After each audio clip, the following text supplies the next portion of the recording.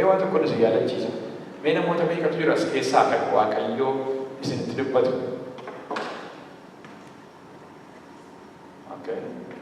Mee nammoo namni Waaqayyootti dubbanni jiru isinuma akka fatanaadhaan isin gaafadhe isa quiz. Namoonni waatti dubbata Waaqayyo.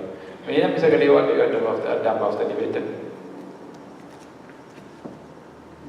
Har'a waan ta'e isin immoo hundumti keessanii barumsa kana booddee sagalee Waaqayyoo kallattiidhaan addaan baaftanii bartu. Ameen. Irra deebi'ee jedha Waaqayyo nama hundumaatti dubbata. Haa ta'u iyyuu malee yeroo Waaqayyo sitti dubbatu addaan baaftee beekta. Inni Waaqayyo dhalaa inni mul'attee addaan baafta. Ameen. Raajii Daani'el keessatti gara sagalee Waaqayyoo otoo hin dhaqin waa tokko si yaadachiisuu barbaada. Innis maa'inni raajii Daani'el keessatti yaadattu yoo ta'e Gooftaan isa kam akka ta'e confused yeroo itti ta'antu ture. Sabni Israa'el guutummaadhumatti mootii Israa'el Naabukadnezar dabalatee Gooftaan isa kam akka ta'e yeroo itti wallaalantu ture. Nama sadii duwwaatu Gooftaan inni sirriin Gooftaan yookiis mootiin eenyu akka ta'e beeka ture. Isaanis immoo Siiraaq, Misaaq, Abdinaagoodha turan. Siiraaq, Misaaq, Abdinaagoon abiddatti gaafa gad darbatamanii maaliif gad darbatamanii mootii sanaa fi gooftummaa isaa mirkaneessuu didaniiti malee waa biraadhaaf miti. Ati gooftaa keenya miti. Eeyyee mootiidha. Eeyyee biyya bulchitaa. Haa ta'u iyyuu malee gooftummaa nurratti hin qabdu. Lubbuu namaarratti gooftummaa hin qabdu. Siif hin sagannu. Ati gooftaa miti jechuudha. Wanta isin ta'u garuu inni sirriitti dhugaadhumaan gooftaa ta'e mootii moototaa inni ta'e Waaqayyo inni jiraataanii jara kanatti mul'ate. Ameen. Yeroo isaan abidda keessatti afur ta'anii isaan gidduu inni ture narfafaanii du'etu. Inni Waaqayyoodha. Ameen. Inni Waaqayyoodha laame. Yes. Achirraa jalqaba barumsa keenya. Inni gooftaadha. Ameen. Naabukadnezar otoo hin taane inni abiddaa isaan oolche, inni gubachuu isaan oolche, inni lubbuun isaanii akka hin baane isaan oolche, inni rifeensi mataa isaanii illee otoo irratti hin gubatin dinqii hojjetee achii isaan baase. Inni gooftaadha. Ameen. Inni Waaqayyoodha. Ameen. Akkasii dubbichi. Maaliif yoo jettanii Waaqayyo ergamaa isaa ergee isaan oolchuu danda'a. Ergamaa keessaan inni hojjete Waaqayyoodha. Kiristoos Yesuus keessaan inni hojjete Waaqayyoodha. Anaaf si keessaanis inni hojjete Waaqayyoodha. Ameen. Kanaaf egaa har'a wanti nuti ilaallu mata duree lallaba kootiyyuu isuma inni gooftaadha kan jedhudha. Warra qabsida qabataniif inni gooftaadha. Mee jedhame? Inni gooftaadha.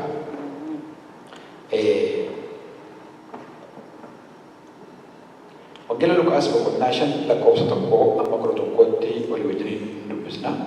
Wangeela Luqaas boqonnaa 5 lakkoofsa 1 amma 11tti walii wajjin dubbisnee kadhannaa gabaabaasee godhanna. Wangeela Luqaas boqonnaa 5 lakkoofsa 1 amma 11tti.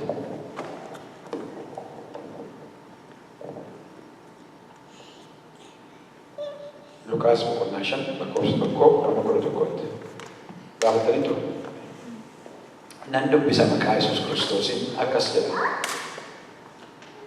Gaaf tokko Yesuus bishaan ciisaa Geetseraat jedhamu bukkee dhaabbata ture. Namoonni baay'een immoo dubbii Waaqayyoo isarraa dhaga'uudhaa fi wal dhiibuudhaan isatti bu'ani. Bidiruu lama qarqara bishaanichaa hidhamanii arge. Qurxummii qabduunis keessaa ba'anii kiyyoo isaanii hiiku turan. Bidiroota sana keessaa isa kan Simoon yaabee Simoon bidiruu isaa bishaaniitti buuse. Qarqara irraa xinnoo ishee gara gidduutti akka butuuf gaafate. Achumaan taa'ee bidiricha irraa jara in barsiisa ture. Dubbii isaa erga dhaabee booddee Simoon gara tuujubichaatti hiiqee qurxummii qabuudhaafis kiyyoo keessan darbadhaa jedhe. Simoon immoo deebisee yaa barsiisa, eda halkan guutuu baay'ee itti dadhabne homaas hin qabanne. Amma garuu ergaatii dubbattee dubbii keetiif jedhee kiyyicha nan darbadhaa jedheen. Isaan kiyyoo isaanii yommuu darbatanii kiyyoon isaanii hamma tarsa'uu ga'utti qurxummii danuu qabatan. Hiriyoonni isaanii bidiruu biraa keessaa kan turanii dhufanii akka isaan gargaaraniif hawwatanii. Isaanis dhufaniis baay'inni qurxummii fi liqimfamuu hamma ga'anitti bidiroota lachuu qurxummiidhaan guutan. Simoon Phexros waan ta'e kana yommuu argee jilba Yesuusitti kufee, yaa Gooftaa, sitti dhiyaachuun anaaf hin ta'u, ani nama cubbamaadha jedhee. Ameen.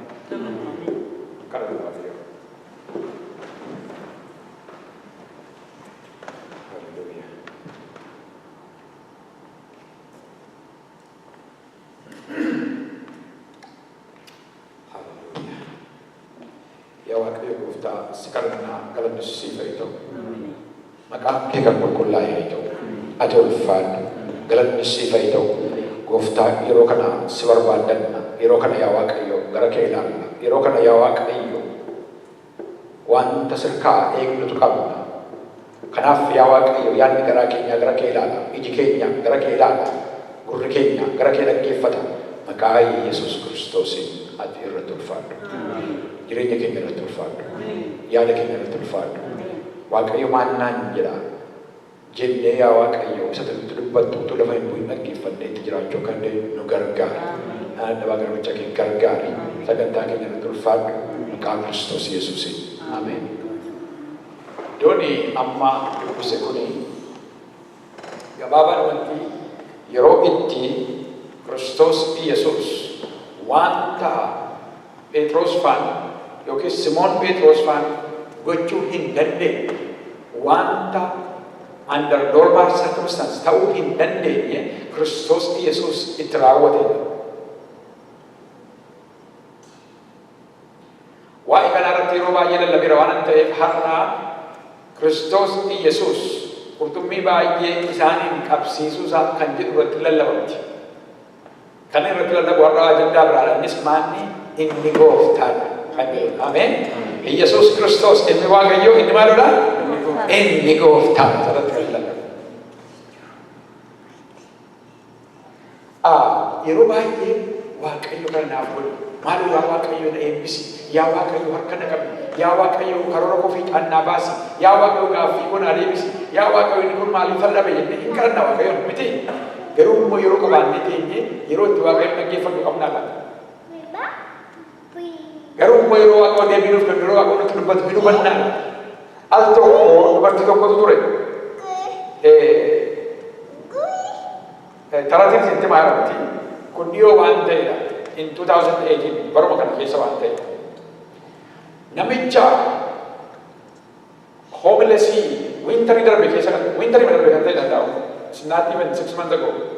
Winterii keessa around November, December or January kana gidduutti. Namicha homeless ala taa'u tokkotu ilaaltii turte. Isheen immoo grocery shopping godhatti. Bukkee dabartee gaafa dhufte garaan ishee hin gaddi namicha kana. Cabbii keessa taa'aa hin hollatan kun. Garaan ishee baay'ee gaddeef. Amma eenyutu waa'ee namicha kanaatiif dhiphachaa jira. Ishee dhuma malee Waaqayyo ni jaba. Erga ol lixxee garuu boqonnaa dhabde. Shopping gochaa dhabdu boqonnaa dhabde. Boqonnaa gaafa dhabdu namicha kanaanii waa bita jedhu kan jedhutti dhaga'amutti ka'e. Boonni maal gooti dubartiin kuni beektuu lafa grocery shoppingidha. Midhaaqoo waan midhaaqoo fayyaa masee giriil turetti. Midhaaqootu galee galamee waan nama fooliin isaa baay'ee urgaa kalariin isaa brownish ta'ee jira. Baay'ee nama hawwata. It's really attractive. Hinguba semua bidara jira waan ta'eef. Amma maal jetti namicha kana kana bitee ol dhaqee kenneef daa'ii gadi dhungoo gatee hin qabu. Namicha kana gaafuma gadi ba'u kana bitee dhaqee yoo hin kenneefi kana nyaatee ho'a dhadhasaa akkas hollachiisu kanarra ho'a hin kennaafi kan jedhutti dhaga'ama. Amma eenyu kana godhaa jira yaada mataa see taasaa jira. Garuu waan ta'e seedhaan bakka tokkotu dhufe.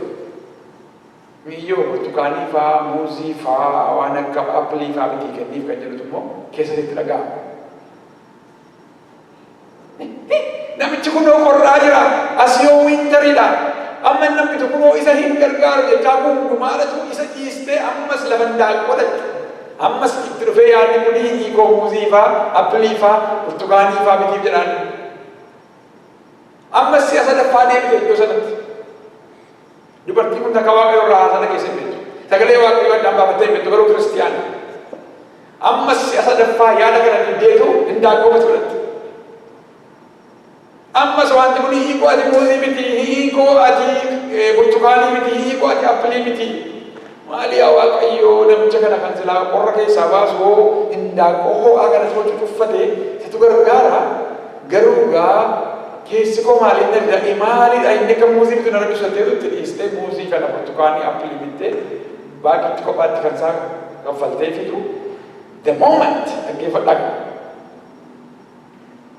The moment dhattee namicha kana bira geessu anillee silaa indaaqqoo sii bituuf hin jiran. Anillee silaa indaaqqoo gaafuma seen jettu dubartiin tokko bukkee dhuftee indaaqqoo seen sila haleelooyaa. Indaaqqoo seen sila bitan sana ilaa kana nyaatu uffadhuuti hoo isaayyuu hoo asiif kennaa jettee itti kennite. Achumatti iyyiteetu sagalee Waaqayyoo dhaga'ee jetti galanni Waaqayyoo fayyadamu. Lakkaa Waaqayyoo sidhaan maal jechaa jira? Ilaa namni kan biraan indaaqqoo bitaafii jira. Indaaqqoo irratti darrabuu sin barbaachisu. Amma immoo kan isa barbaachisu booddeef kan ta'u fruutii adda addaa bitiif jechaa jira. Inni kun sagalee Waaqayyoo ture. Meeqaa feeksi gaafa dhasin keessaa namoota meeqatu jira ta'ala. Zimmettanii makiinaa qabatanii baatanii gaafa adeemtan. Utuma adeemaa jirtanii itti dhiisi naannee deemee galtee jiru. Pilaanii qabdu iddoo tokko dhaqaa garuu waan tokko dhufee akkasiin deemtanii godhe. Inni gooftaadha Kiristoos Yesuus Waaqa wajjin taasaa jira. Waan tokko gochuudhaaf pilaanii baafattanii yaada tokko qabataniitu deebitanii dhiisisanii jedha.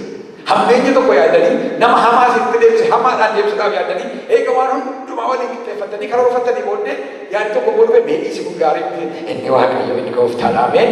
Inni Waaqa wajjin taasaa jira. Akkasii malee Waaqayyo ilaa abaluu jedhee maqaa si waamee ilaa jedhee akka naasaaf sitti haasa'aa jirti. Waaqayyo inuma dubbata sagalee Waaqayyo namni addaan baasuu dadhaba. Waaqayyo si bukkee jira namni addaan baasuu dadhaba. Keessumaa yeroo baay'ee bara kana keessa kiristaanota kan rakkisu kan nu rakkisu maaloodha? Sagalee Waaqayyo addaan baasuu dadhabna. Waaqayyo akka nu wajjin jiru addaan baasuu dadhabna. Waaqayyo harka nu qabee akka nu wajjin adeemu addaan baasuu dadhabna. Har'a kana baradhaa galanni Waaqayyo fayyadamu. Iddoo kanatti egaa maal ilaallaa? Kiristoos Yesuus halkan guutuu itti dhamaa bulanii halkan guutuu xaaraa bulanii hojjechuu kan isaan hin dandeenye yeroo itti hojjetamuun irra hin jiraannetti guyyaa saafaa qurxummiin yeroo isaatti yeroo sirrii ta'etti qabamuu hin dandeenye yeroo guyyaa aduun qurxummiin gadi fagaatutti hamma saaphala isaan qaban cabsuudhaaf falmatti hamma kophaa isaanii keessaa baasuu dadhabanitti kana gaafanni keessaa baasuu. Maaltu godhee walittanii inni gooftaan isaanii. Ati hubattus dhiistus situ hin hubanne malee inni gooftaadha kan guyyaarratti guyyaa siif dabale. Inni gooftaadha kan arra salphisiise. Inni gooftaadha kan asiin si ga'e. Inni gooftaadha kan humna siif kenne. Inni gooftaadha inni nagaa siif kenne. Inni gooftaadha inni fayyaa siif kenne. Inni Waaqayyoodha. Akkaatas taggatu inni Waaqayyo. Ofii yaada kana godhu. Egaa namni Waaqayyoon gaafa argu, namni Waaqayyoon gaafa hubatu waa tokko hubata. Seekana jedhama. Namni Waaqayyoon gaafa argu ulfina Waaqayyoo mala. Sadi galee jireenya namaa keessatti even bineensa keessatti illee nu jiraatu. Balaa isaa waa beektu maal jedhama afaan Oromoo? Saawa balaa isa jedhama balaa isa. Beektu horma saawa keessaa mee yeroo hundumaa sa'a wajjin jiraatu keessaa sa'a tokkotu jira kan keessaa irratti moo jiraatu balaa jedhamu.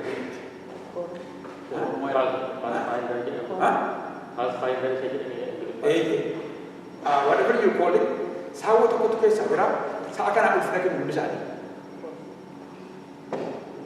Gaafa dhaqee kan biraan tokko ka'uu isaa wajjiniin wal lolaniitu hamma inni mo'amutti inni isa mo'e immoo deebi'ee sa'a sana hundumaa irratti mo'a. Horii keessa illee jiraachuu barbaadan nama keessatti garuu uumamaan nama kan ta'e kan haasa'u kan sammuu qabu hundumaa keessatti wanti namaaf baay'ee guddaa ta'e tokko jira. Innis maaloo qabeenya miti, horiis miti, beekumsa miti, barumsas miti, taayitaas miti, aboos miti. Uumama namaaf kan baay'ee wanta guddaa ta'e vaalii guddaa kan qabu tokko jaallatu ulfina. Ulfina irratti nama isin dhiisu. Ulfina isaa gaafa raawwatan nama isin dhiisu. Ulfina akka waan guddaatti ilaala. Waaqayyoon gaafa hubatu namni ulfina waaqayyoo hubata. Ulfina waaqayyoo gaafa hubatu namni ulfina isaa lafa kaa'a. Namni ulfina waaqayyoo gaafa hubatu ulfina isaa lafa kaa'a. Amma namoota achi jiranii kuma meeqa kana keessa warra qurxummii qabanii baay'ina kana keessa hunduma isaanii keessaa caalaa namni tokko Simoon Phexros waa tokko hubate. Maal hubate beektu? Kiristoos Iyesuus ulfina isarra jiru mirkaneessuusa agartu. Maal jedhee wayyoo ani nama cubbamaanii dhagee jirba isaatti dhufeetu wayyoo ani nama cubbamaan ani si wajjin si bira ga'u yookiis immoo si bukkee dhaabbachuu kan anaaf ta'u Kiristoos Iyesuus immoo bidiruu Simoon dhaabbatee jira laala. Jadi kan? Dan dubbisame. Simoon Phexros wanta eegana yommuu argee jilba Yesuusitti kufee yaa gooftaa sitti dhiyaachuun anaaf hin ta'u. Ana nama cubbamaan ani nama cubbamaadha jedhee Simooniif isaa wajjin kan turan hundinuu waa'ee qurxummii danuu qabu isaaniitiif naanii dinqifatan. Yaaqoobiif Yohaannis ilmaan Zabdiyoos warri hojiidhaan hiriyoota Simoon turanii dubbii kana akkuma warra kaanii hin raajeffatan. Yesuus yommuu Simooniin hin sodaatin. Mee jedhame? Hin sodaatin. Maaliif? Inni gooftaadha. Yeroo lafa hojii keetii waan tokko dhufee siraasumee waan tokko siin ta'u assignment ni kana booddee innis ni wajjin hin jiru obboleessa obboleetti koo innis ni wajjin hin jiru inni gooftaadha. Hin sodaatin.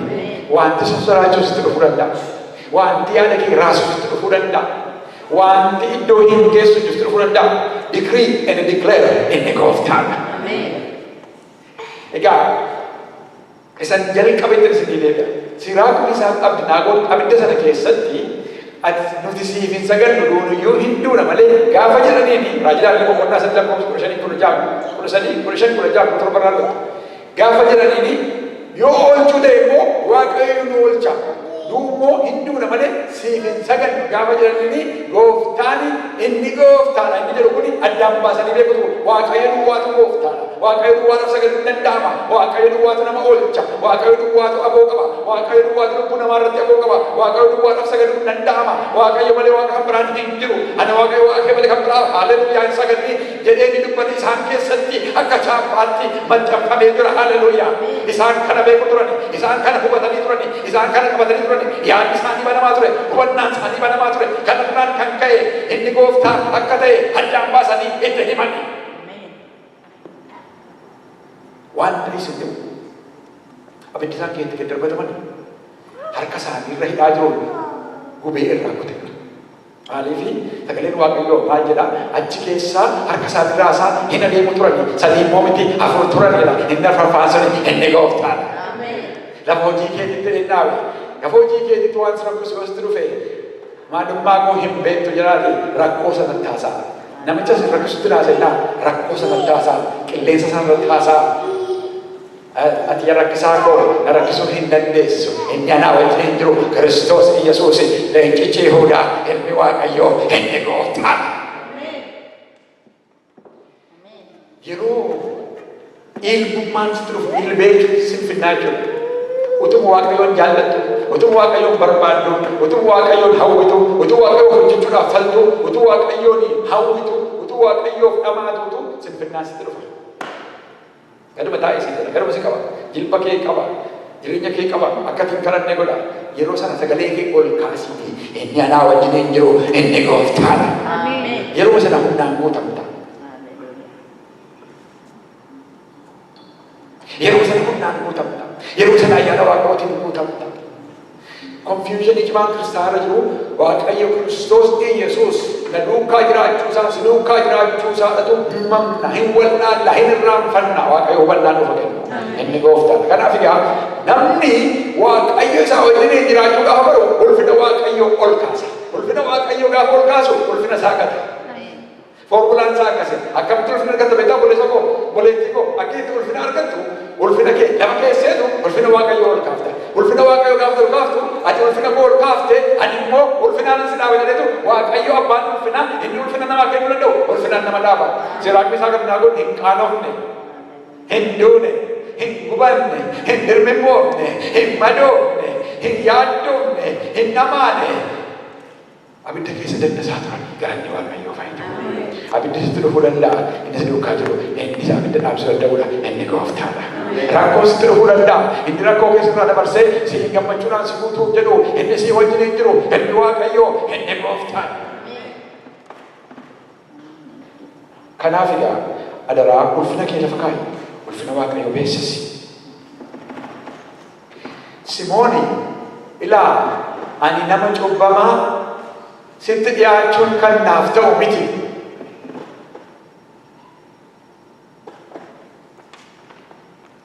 Of arge Simoon. Namni Waaqayyoon gaafa argu of arga. Rakkoon keenya maal beektu? Maalii namatti immoo qabna beektu? Of arguu dadhabne. Waaqayyoon hin agarre waan ta'eef akkamitti of agarra? Yeroo Waaqayyoon agartu, yeroo hojii Waaqayyoo agartu, yeroo humna Waaqayyoo agartu, yeroo dinqii Waaqayyoo agartu, yeroo fayyisuu Waaqayyoo agartu, yeroo gargaarsa Waaqayyoo agartu, yeroo harkas qabu Waaqayyoo agartu, ulfina Waaqayyoo agarta.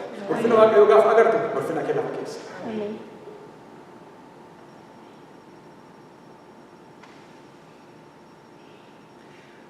Raajii Isaayyaas boqonnaa 6 yoo ilaaltan exact the same way Simoon Phexros Kiristoos Yesuusiin jedhe gaafa inni jedhu agarra Isaayyaas.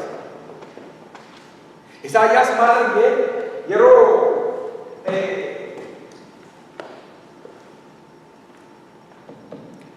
Waaqayyoon teessoo isaa irratti argee raajii Isaayyaas boqonnaa 6 dubbisuu dandeessu nama argatan afaan isaa keessaa gaafa Waaqayyoon gaafa argu maal jedhe Isaayyaas wayyoo ka ani badee Waaqayyoo hin arge wayyoo ka ani badee ani nama cubbama by the way cubbamaa miti jala gurra jettuma Isaayyaas cubbamaa miti maaliif cubbamaa deemu waa beektu ulfina isaa lafa kaa'e maalummaa isaa gateera eenyuuf jiraataa beektuun saba tajaajilu sanaaf jiraataa jira saba sanaaf jiraataa jira saba sana gidduu jiraachaa jira akka shaamaatiin maal jedhee dubbataa yoo dubbisanii anatti akkuma gaafa galtan dhaqaa dubbisaa raajii Isaayyaas boqonnaa 6 assaayimentii godhaate ana nama cubbamaa arrabishaa cubbamaa arraba cubbuu naa sa'u jal'ina naa sa'u Isaayyaas inni hawwinni eekkama ture garuu maal jedha sababni cubbuu godhu yaa ta'u namoota cubbamoota gidduu waan hin jiraadhu ilaalaa namoota cubbamoota gidduu waan hin jiraadhu anoo cubbamaa eegatu cubbumaatuuf lakkaa'atu ati yaa Waaqayyo ani siin an argee ani badee kiristaanni dhugaa Waaqayyoon gaafa argu hojii Waaqayyoo gaafa argu hojjechuu Waaqayyoo gaafa argu jireenya Waaqayyoo gaafa argu gargaarsa Waaqayyoo gaafa argu ulfina isaa lafa ulfinni kee immoo lafa keessu temporary laa jaramu keessatti yeroodhaaf ulfina kee inni gaafa keessu yeroodhaaf namni ana moo jedhu ulfina Waaqayyoo hin agarre hinde kana booddee maal abbaa isheeti namni jedhu ulfina Waaqayyoo hin agarre namni ulfina Waaqayyoo gaafa argu ulfina isaa lafa kaa'u ulfina kee lafa keessu yeroodhaaf abbaan ulfina Waaqayyoo godhee beeksisi ulfeessa kanaafi akkuma Isaayyaas akkuma Simoon ulfina Waaqayyoo arguu danda'udha.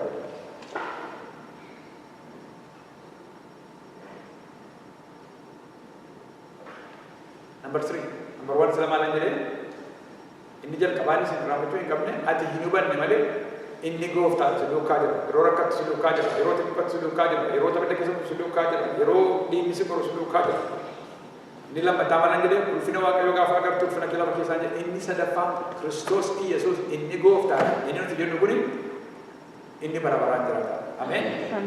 Yesuus Kiristoos jiraataadhaan. Yaa. Waldaa kiristaanaa baay'ee kan Yesuus agarra. Yesuus Kiristoos jiraataa ta'uu isaa dadhabu. Isin kifachuu dhabee? Yesuus Kiristoos jiraataa ta'uu waldaa isaa keessatti yaa inni dhufaan badaa iddoo nama badira. Kiristoos Yesuus jiraataadha. Kiristoos Yesuus jiraataa maal jechaa jirtaa? Eenyutu Kiristoos Yesuus jiraataa miti jedhee jettanii gaafachuu dandeessu. Awultee Kiristoos Yesuus bara akkasii akkas godhe, Kiristoos bara akkasii akkas godhe, bara akkasii dinqii akkasii godhe. Soo gadi bandu bara akkasii Kiristoos maaliin beekamu? Qurxummii hin qabamuu hin dandeenye, qurxummii baay'ee qabsiisuudhaan, daabboo baay'isuudhaan, ani ibsi maati gochuu dandeenyu, maati baay'isuu jiraatu maaludha? Lakkoofsan, kuturna kun abbaatas maaludha? 2 times 2 is 4, 4 times 4 is 16. 12 times 12 is 124 something, 144. Jennee kuturii baay'isuu dandeenya. Yesus garuu beyond the numbers daabboodha baay'isaa ture. Ameen. Daabboo baay'isaa ture. Qurxummii baay'isaa ture. Ameen. Kanaaf egaa Yesus Kiristoos bara akkasii akkas godhe waldaa baay'ee. Har'a waltan yoo gaafatan maqaa isaan naani. Yesus bara baraan jiraata lachaa jiraata. Yesus utuu hin du'in du'a namaa utuu hin du'in akka namaatti utuu hin du'in utuu hin awwaalamin kana godhanii haasa'u. Isaa asittoo har'aoo iddoo jedhamu sinti dhiman. Handaa'oo afaanii baasanii hayi inni kun darbeera wal jedhani. Namni jedhee wal.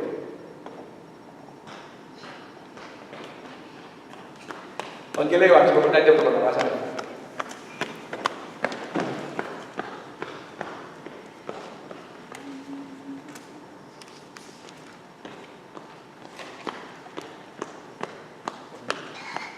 Sa'aatii keenya gabaabsuudhaan qofa wanti nan dubbisaa dhaggeeffadhaa. Wangeela Yohaannis boqonnaa 21 lakkoofsa 1 hamma 14 manatti gaafa galtan dubbifadhaa warra qabsa qabatan. Wangeela Yohaannis boqonnaa 21 lakkoofsa 1 hamma 14. Mee gaafa isin gaafadha. Yesuus Kiristoos si'a meeqa inni qurxummii qabsiise qurxummii baay'ee? Si'a meeqa? Si'a tokko. Eshi Kiristoos Yesuus gara qurxummii kan inni si'a meeqa? Al tokko qurxummii 500 qabsiise Luqaas boqonnaa 5 al tokko horii kaffalamu dhaabnaan dhaqee gara qurxummii keessaa gara qurxummii keessaa bishaan baase lammaffaa sadaffaa immoo Kiristoos erga du'ee booddee iyyuu dhaqee isaan masala dubbiin dhagaa rippiit godheera. Mee warri beektan qabdi? Min jirtan okee har'an bartu ameen galanni Waaqayyoo fa'i ta'u har'an bartu Kiristoos Yesuus saba kana qurxummii baay'ee kan inni qabsiise si'a lama wangeela gaafatti. Eega akkas ta'ee wangeela Yohaannis boqonnaa 21 lakkoofsa 1 xinnoo osoo hin dubbisame. Lakkoofsa 1 kan dubbisa akkas jedha. Kana booddee Yesuus ciisicha bishaan Xeebiriyaas bukkeetti ammas bartootatti of mul'ise. Maal jechuudha? Of mul'ise jechuudha. Erga maal ta'e jechuudha? Erga du'ee du'aa ka'ee booddeedha. Of mul'ise. Akka kanatti aanee jirutti immoo of mul'ise. Simoon Phexros amma Simoon Phexros ilmaan Zabdiyoos lamaan bartoota warra kaan keessaa walii wajjin turan. Yommuu Simoon Phexros ani qurxummii qabuu nan dhaqaa isaaniin jedhe isaanis nu isii wajjin dhanna jedhani. Gadi ba'anis bidiruu yaabbatanii halkan sana garuu waa tokko hin qaban. Isa copy paste. Carbon copy. Exact the same way Kiristoos Yesuus Simoon fa'aa amma qurxummii qabuu kootti harka afaan irra kaawwatanii dinqifatanii na duukaa bu'aa qurxummii miti akkasi nama qabdanii warra nama qabuun isin godha. Erga jedhanii booddee waggaa 3 walakkaa isaanii dhiiga tajaajilee booddee erga du'ee booddee erga fannifamee booddee erga du'aa ka'ee booddee ammas isaan qurxummii qabutti dhamaa turan. Lakkoofsa 4 erga booruun baqaqee immoo Yesuus qarqara bishaanii dhaabbatee ture. Lina gaaggaase gara ganamaa bari'uudhaaf gaafa jedhu Kiristoos Yesuus isaan bukkee dhaabbatee ture. Isaan rakkoo keessa jiru. Qurxummii qabuu danda'anii kaayyoon isaanii galma ga'uu fi Kiristoos Yesuus isaan bukkee jira. Okay, Kiristoos bukkee isaan bukkee dhaabbatee jira lakkoofsa afur. Haa ta'u iyyuu malee wangeela Yohaannis boqonnaa 21 lakkoofsa afur irraa Kiristoos Yesuus isaan bukkee dhaabbatee jira haa jedhu malee isaan immoo Kiristoos Yesuus bukkee arganiiru laata. Let's see. Bartoonni garuu Yesuusiin ta'uusaa hin barre oolaa seetachuma jiru. Rakkoon keenya isa kanan nan jedhu yeroo too jedhatu inni sii wajjin jira. Hubannaa dhabuudhaan hanga isin beeku malee yeroo aksiidentiin haayawee irra ta'aa deemu inni sii wajjin jira. Evidensi isaan sii kenna kanaaf as jirta. Halkan keessa yeroo wanti baay'ee namatti dhufu saamtuu baay'ee namatti dhufu namni gorrofee gaafa du'u inni si duukaa jira inni si bukkee jira. Evidensi isaa kanaaf as jirta.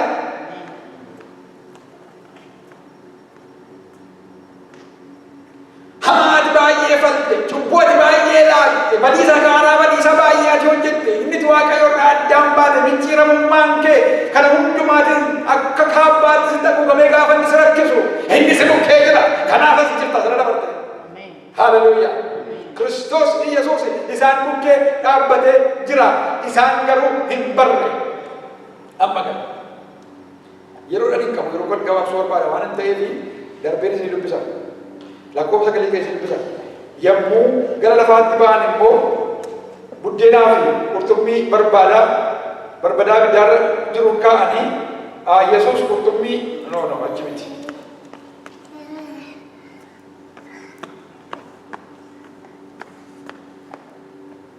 Lakkoofsuma 5 kan dubbisame. Yesuus yommus ijoollee qurxummii waa of biraa hin qabdanii jedheeni isaaniin jedhee isaan immoo waa'uu jedhanii deebisaniif eenyu gaafachaa jiru hin beekanii eenyu isa bukkee dhaabatanii jiru hin beekanii eenyu wajjin akka jiran hin beekanii eenyu isaanii gaaffii gaafachaa akka jiru hin beekanii eenyu isaanii akka haasa'aa jiru hin beekanii namni tokko isa bukkee dhaabateera inni gooftaadha. Ameen. Inni immoo bidiricha bukkee gara mirgaatiin kiyyoo barbaadaa in argattus isaaniin jedhe isaan kiyyicha darbatanii baay'ina qurxummii irraa kan ka'e isa harkisuu dadhaban. Bartoonni inni Yesuus jaallate immoo inni gooftaadha jedhee Phexrositti dubbate. Haleluuyaa. Maal jedhee?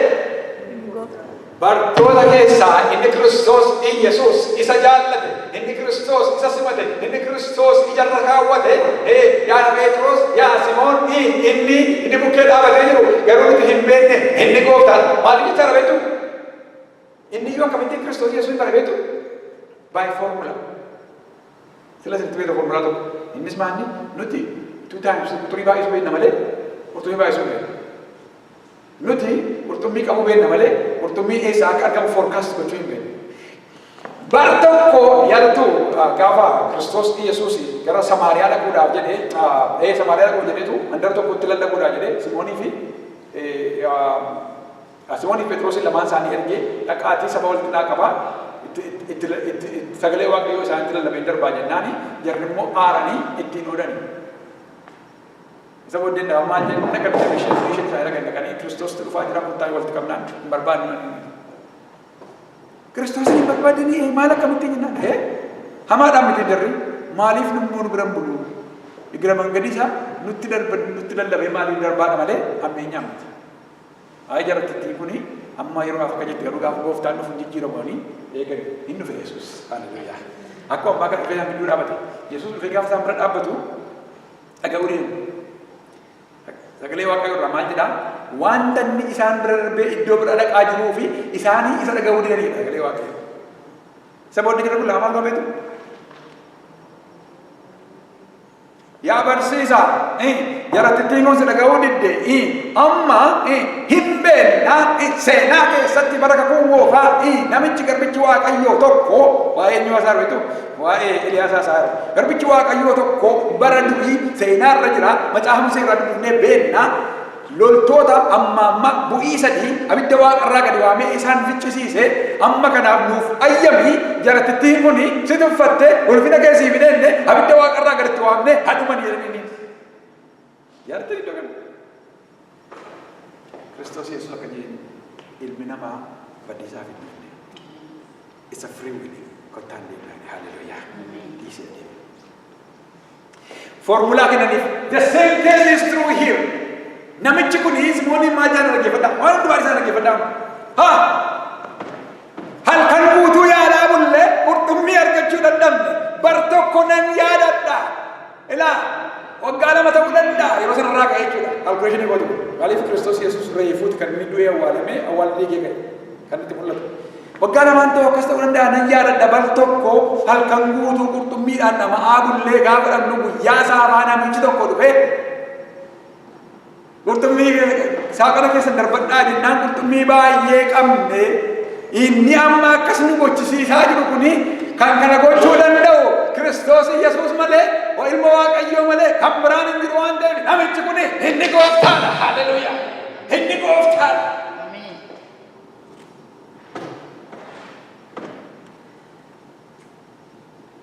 Dinqii malee arguu kan hin dandeenye dinqiidhaan Kiristoos hin argine har'a aniif isin garuu rakkoon keenya maanni utuma dinqiin ta'u Kiristoos hin arguu dadhabna. Utuma fayyinni nuuf ta'u, utuma gargaarsi nuuf ta'u, utuma Waaqayyo nutti dubbatu, utuma Waaqayyo nu jajjabeessu, utuma Waaqayyo baay'ee keessa Waaqayyo dabarsu, utuma Waaqayyo haalli nu mijeessutu Waaqayyo nu arguu dadhabna. Maqaa Yesuus Kiristoos har'a Waaqayyo hubannaa nuuf kenna. Har'a Waaqayyo hubannaa nuuf kenna. Inni gooftaadha jedhanii.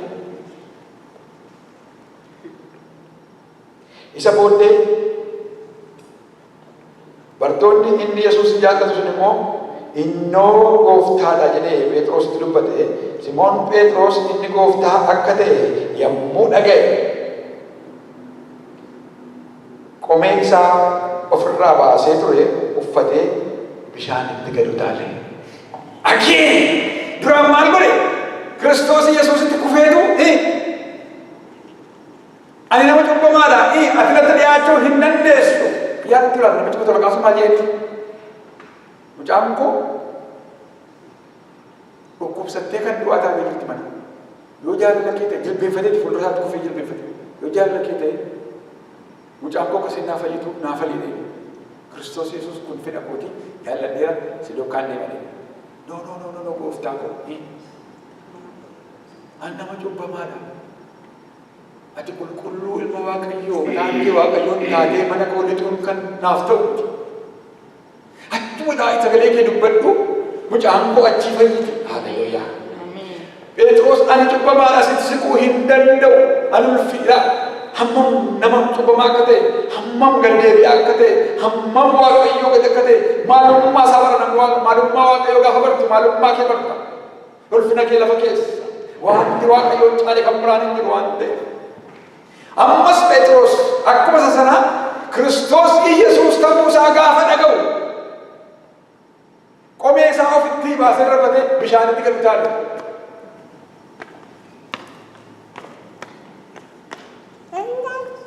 Bartoonni warri kaan immoo bidiruu keessa taa'anii kiyyoo isaa qurxummii keessa guutee harkisaa dhufanii isaan hundumaa 200 malee isaan akka dhundhuma 200 malee qarqara bishaanii irraa fagoo hin turre.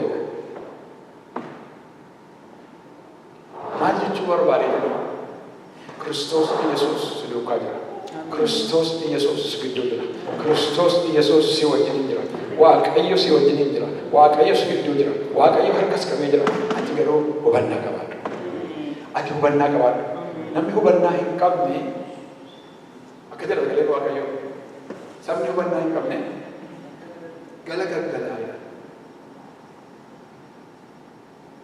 Nama alfaan sagalee nama alfaan kuma siraachamu ማስተዋል ያለው ህዝብ ነው ይገለበጣል ይገለበጣል namni hubannaa dhabuurraa kan ka'etu waan qabuun ammacama jireenya isaatiin ammacama amala diinaa keessa gala kiyyoo diinaa keessa gala kiyyoon diinaa ammoo maaludha waan barbaade maasii guute isee keessaa tirratti argisiisaa wajjin diinaa kana wanti barbaade maasii guute isee fedhatti argisiisa yoo fudhan dhabdee isa servisiya kudhan gaafa argattu iddama waan hin qabaanneef isee argisiisa iddama gaafa qabaattu iddamii shan tursii guute isee argisiisa amala godinaatu namni hubannaa qabu garuu isa kanaan hin moo'amu. Birriin isa miti nama hubannaa qabu. Birriin natti. hojiin isa guyyoomsu, birriin isa guyyoomsu, ulfinni isaa isa guyyoomsu, barri isa guyyoomsu, beekumsi isa guyyoomsu, abshaalummaan namaa haaleluyyaa isa hin guyyoomsu maaliifi hubannaa qabaannaani inni si wajjin hin jiru waan dhugaa irraa qabaata. Ameen. Maal jechuudha barbaade? Mee nama si bukkee jiru hubannaa qabaadha.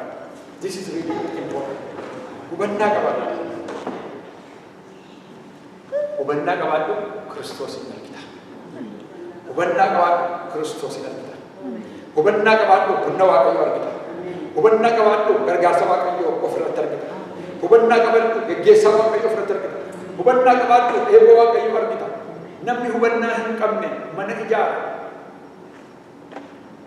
Mana sana keessa Waaqayyoo hin jiru ta'e garuu manni sun mana hin ta'u. Hubannaa gaafa qabaattu Waaqa si bukkee jiraannaan garuu godootu mana siif caala. Holqatu mana caala. Wanta hin taanetu waan ta'e ta'ee argama. Hubannaa qabaadhu ulfina Kiristoos argita. Hubannaa qabaadhu dinqii Waaqayyoo keessatti hojjetu argita. Dinqii Waaqayyoo siif raawwatu argita. Hubannaa qabaadhu. Wangeela Yohaannis boqonnaa 12 irratti isin yaadachiisuu waan barbaadu iddoo kana irratti. Wangeela Yohaannis boqonnaa 12 keessumaa lakkoofsa 9:11 yoo dubbistan waa'ee namoota hubannaa hin qabne argitu. Wangeela Yohaannis boqonnaa 12 kan maaliin beekaman yoo ilaaltanii Wangeela Yohaannis boqonnaa 12 yeroo nama beekaman waa'ee Alaazaar Kiristoos Yesuus jedhu Waaqaaseeti. Lakkoofsa 9:11 dubbisaa dhaggeeffadhaa waa'ee warra hubannaa hin qabne. Yihuudoota keessaas namoonni sonaan baay'een Yesuus achi jiraachuu dhaga'anii yommus Yesuus duwwaadhaaf utuu hin taane Alaazaar isa inni warra du'an keessaa dammaqse ilaaluudhaaf achi dhufan. By the way, Kiristoos Yesuus Alaazaarin akka inni kaase yeroo inni lamni Kiristoos Yesuus Alaazaarin gaafa lamu waa'ee hubannaa qabaachuu irra jira. Hubannaa qabaachuu isa jiru jira. Ajandaa hubannaa qabaachuu irra jira. Mee yaadamummaa koo hubannaa qabaachuu jira. Namni hubannaa qabu hubannaa qabaachuudhaan kan ka'e Kiristoos isaa wajjin jiraachuu isaa beekeetu jireenya isaa irratti dikleer godhe. Moo'icha dikleer godhe. Injifannoo dikleer godhe. Namni hubannaa hin qabne garuu waan xiqqootu gaaratti ta'e karaa itti keessaa barbaadu kan iyyuu hundaa'u Kiristoos Yesuusiin hojii Waaqayyoo ulfina Waaqayyoo haguugee ajjeesuu barbaada. Iddoo kanarratti waa'ee nama sadii agarra. Alaazaar gaafa ka'ee kategorii nama sadii sana argisiisa. Namoonni warri kaan fira Alaazaar waan ta'anii fi waan barbaade waan ta'ii warra Maaramii, warra Maartaa, warri ollaa isaanii jiranii, warri isa duukaa sila bu'aa adeemanii, warri gadda turanii, Alaazaar gaafa inni ka'ee maaliif dhaqanii kaayyoo isaanii maal? Alaazaar lubbuun itti deebi'ee obbolee isaanii namicha dargaggeessa kana fudhanii waan itti gad dhaqan. Warri kaan immoo lakkoofsa gadi irratti abboonni dhufne kun immoo dinqii Kiristoos Yesuus godhe akka isaan akkasitti warra ilaaluu kenna. Naaqawaan silkii dhaamsaa walii galee baay'ee saayinatti irra kaa'ame.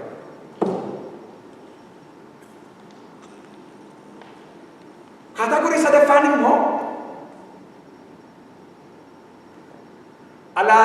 dinqii Kiristoos Yesuus godhe suni rakkoo inni isaanitti fidaa jiru ilaalaniitu dinqii sana ukkaamsuu warra barbaadaniif itti fuudhee dubbe. Lakkoofsa kuni kee dubbisa. Yommus luboonni warri hangafoonni Alaazaariin immoo ajjeesuudhaaf murtoo godhe. Warra kaan immoo Alaazaar isa lubbuun itti deebi'ee ajjeesuudha qabu. Yommuu Alaazaar ka'uu isaa arganii luboonni immoo warri hangafoota luboota isaan immoo Alaazaarin ajjeesuudhaaf murtoo godhe. Yesuus yaadinaan እነሱ ደግሞ ገዳዮች ናቸው። ኢየሱስ ሕይወትን ሲሰጥ እነሱ ደግሞ የሰውን ሕይወት ለመውሰድ የሚፈልጉ ሰዎች ናቸው። ኢየሱስ ሲያድን እነሱ ደግሞ አዳኝ ሆነው የኢየሱስን ስራ ሊያከሽፉ የሚፈልጉ ናቸው። አለማኛ ገጃው ማጭወር ማለት ነው። ሆጂ ክርስቶስ ኢየሱስ ጋር ማለት by the way the same people the same ቀይሱቱ በቃ ልቦቱ በቃ አንከፎቶ ልቦታ ጋርቶ ክርስቶስ ኢየሱስ ጋር ፈታ ዋላ ዲጄ ሉቃስ በቆናሪ እንደሚያፈራታ ይላሉ ደስ ማጥወል አቀኒ ወረ ኤዱራኒ አንድ በደረ ጋር ካስደሚ ፍርተ ይላሉ ደስ ክርስቶስ ኢየሱስ አዋላ ዲጄ ጋፈን ከ አቀኒ ማለት ዱቢን ኩን በከ ከማል አጠኒ አማ seenaa sobaa barreessina. Maal jennee barreessina? Hattuun dhufee reeffa isaa hatee utuu nuti rafnuu beektanii kana. Meerqa dheeraa akkasuma warra beektan. Bakka. Utuu nuti rafaa jirru akka seera Roomaa keessatti immoo waardiyyaa jedhamee namni kaa'amee hin rafa taanaan hin du'a. Akka isaa hin rafne beekamaadha. Namni sobu garuu keezii hin qabu. Kan barbaade waliin waan ta'eef utuu nuti rafaa jirru dhufanii reeffa isaa jarri tokko hatan jedhaati dubbadhaa horii hammas hin ga'u isiniif laanna hidaan isinirra hin ga'u namni kanaaf isin himatu isin jiru jedhanii warra godhetu amma immoo Kiristoos Yesuus gaafa Alaazaariin kaase Alaazaar isa ka'ee ajjeefna amma Kiristoos miti. Kiristoos Yesuus inni maalodha? Inni gooftaadha. Ameen. Kiristoos Yesuus inni gooftaadha. Alaazaar inni du'aa kaasu inni gooftaadha. Inni du'aa jiraataa godhu inni gooftaadha. Inni hir'uu guutu inni gooftaadha. Inni gadda namarraa haxaa'ee gammachuu iddoo buusu inni gooftaadha. Inni nama dadhabaa jabaa godhu inni gooftaadha. Inni rakkoo namaa keessatti nama wajjin hin ta'u firri baay'isa wayii rakkoo irratti wajjin ta'uu danda'a. Hamma dhumaatti garuu si duukaa hin dhaabbatu. Inni jalqabaa hamma dhumaatti si duukaa dhaabbatu. Alfaa omeegaan ta'e Kiristoos Yesuus inni gooftaadha.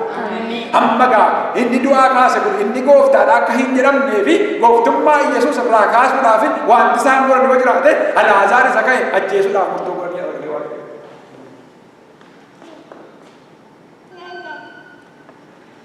Let me bring that to yourself. Har'a qalbii dirradhaa namoonni baay'een hojiidhuma luboota sana warra hojjetan baay'ee keessatti jira. Dhugaa Waaqayyo Waaqa jaalatan ta'e har'a qalbii keessatti dirradhaa. Utuu Waaqayyo si wajjin jiru, utuu Waaqayyo sitti dubbatu, utuu Waaqayyo harka si qabee adeemu, utuu Waaqayyo si gaggeessu, ati garuu Waaqayyoof dhaabbachuu dadhabdee gaafa kana gootu hangafoota lubootaa warra inni gooftaadha. Inni Alaazaariin kaase jechisiisuudhaaf jedhanii akka hin jedhamne Alaazaariin ajjeesuu barbaadne garaagarummaan keenya maal? Waaqayyo gaafa boomu garaagarummaan keenya maal? Qooda Kiristoos Yesuus nurratti moo cubbuu gaafa nurratti moo garaagarummaan keenya maal? Inni gooftaadha. Yesuus Kiristoos gooftaadha. Ameen. Waaqayyo sirriitti gooftaadha malee boleessa koo boleetti koo cubbuu sirriitti gooftaadha miti. Ameen. Akka jedhee caafamee jira. Cubbuu ofirratti hin moosisna. Ndaa'u maal jedha? Hawaariyaan Phaawulos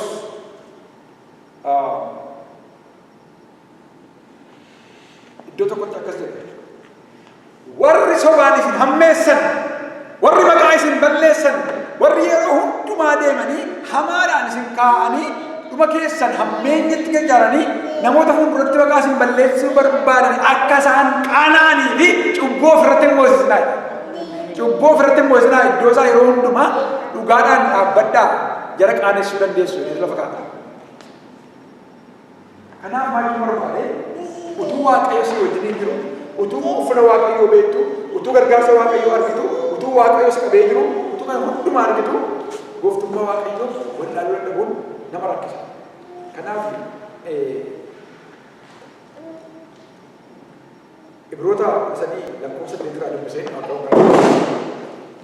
Yesuus Kiristoos kaleessa isuma ture.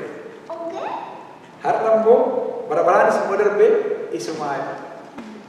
Kiristoos Yesuus kaleessa isuma ture. Har'as isuma, boris isuma. Maa jechuun barbaadanii Kiristoos utuu hundi hundisi qurxummii qabsiise du'ee du'aa ka'ees qurxummii qabsiise. Daawit ta'ee yoo dubbisne maal jedhaa?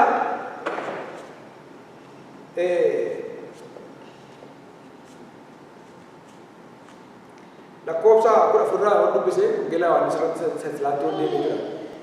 Yesuus du'aa erga kaafamee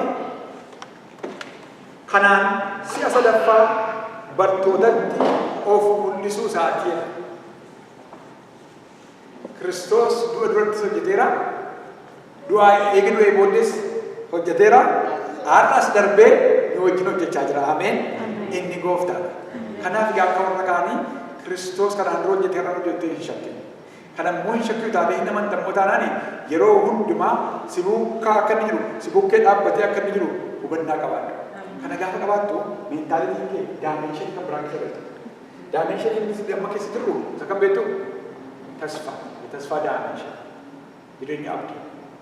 Nan abdadha Waaqayyo kana keessaa na baasa. Nan abdadha Waaqayyo kana hin abdateen amanu. Haleluyaa. Kiristaanni hubannaan qabne waa'ee waaqayyoo hin galleef nan abdadhaa Kiristaan abdiin kutuu akkas akkasii seenaa walitti qabsaniitu nan abdadhaa kun naaf ta'a nan abdadhaa kun no. Ati mucaa miti amma isarra dabarteetta Waaqos duukaa jira abdachuu miti jala mureen amana inni naa wajjin jiru inni gooftaadha. Nan amana inni kana keessa na baasuu danda'u Kiristoos Yesuus inni gooftaadha. Hubannaa qabaan inni harka nu qabee jira. Hingaa beera fiitii keessan dammaqaa. Hingaa beera fiitii yeroo itti rafamu miti. Yeroo itti raafamu miti. Yeroo itti dadhabamu miti. Dammaqaa. Inni har'aan si ga'e inni gooftaadha. Inni ammas jiraachaa jiru inni gooftaadha. Kana gaafa amantu immoo boru waaqayyoo seenaa haaraa hojjeta. Inni haaf jala muree sitti hima. Namni yeroo baay'ee yaaltee dadhabdu amma kana booddee borii kaatee inni hojjettu hin sirraa inni si sirreessu inni gooftaadha. Inni gooftaadha. Ergaa nama dabarsaa jiru. Inni ati kanaan dura ilaa si'a lammaffaa qurxummii qabu dadhabani yeroo Kiristoos Yesuus iddoo iddootti qabu dadhabani amma deebi'anii qabani ammas immoo yaalani ammas qabuu hin dandeenye inni waan itti qabuu hin dandeenye inni yeroo baay'ee sirkaa rukutamee bu'e sirkaa badee sirkaa jannate wal qabachuu kan dadhabe karaarra sii bu'ee dadhabe inni bor wal siif qixxeessa inni gooftaadha. Amanii fudhadhu inni gooftaadha. Amanii inni gooftaadha. Inni si wajjin jiru inni gooftaadha. Inni rakkina kee as baasu inni gooftaadha. Inni harka si qabu inni gooftaadha. Inni si jiraachisu inni gooftaadha. Inni siif qajeelchu inni gooftaadha.